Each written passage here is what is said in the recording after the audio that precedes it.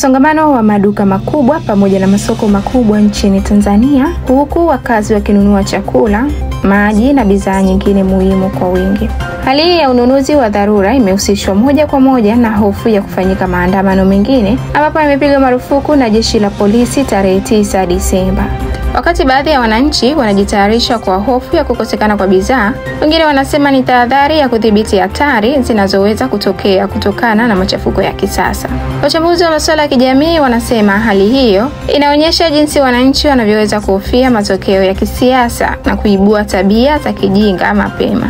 Aidha, ripoti kutoka vyombo vya habari vya ndani ikiwemo gazeti la The Citizen zimeripoti foleni ndefu katika maduka jijini Dar es Salaam ambako watu wanaonekana wakijaza toroli na bidhaa muhimu za nyumbani. Hata hivyo, hali hii inajiri huku askari polisi na wanajeshi wakionekana kwa wingi wakishika doria katika maeneo kadhaa ya nchi. Serikali imehimiza utulivu na kuimarisha ulinzi, huku jeshi la polisi likisisitiza kuwa maandamano hayo yatahatarisha amani na usalama wa raia. Pia kundi la vijana linaendelea kuhamasisha maandamano ya Disemba 9 licha ya marufuku, wakidai kutoridhika na mwenendo wa matukio ya kisiasa nchini, wakidai katiba mpya, mabadiliko ya mifumo ya kisiasa, hoja ambazo serikali inasema zimefanyiwa kazi na zingine hasa ya katiba kwa kwenye ilani ya CCM na itafanyiwa kazi.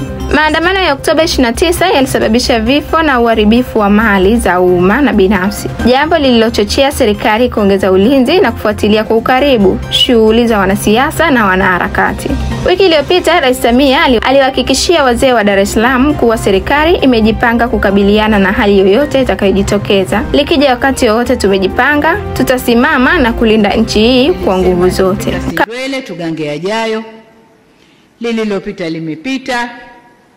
Kwa maneno tunasikia liko jengine linapangwa, kini inshallah Mola hatosimama nao, litapeperuka. Lakini nataka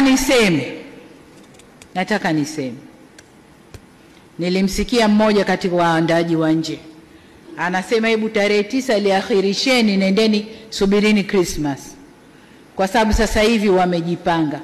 Nataka niwaambie wakati wowote wakija tumejipanga.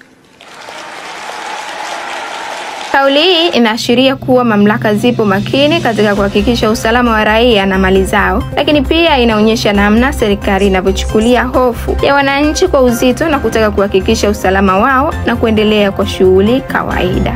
Wakati wa maandamano na ghasia za Oktoba 29, karibu siku 3 mpaka siku 5, watu walikaa ndani jijini Dar es Salaam na kusumbuka kupata huduma muhimu.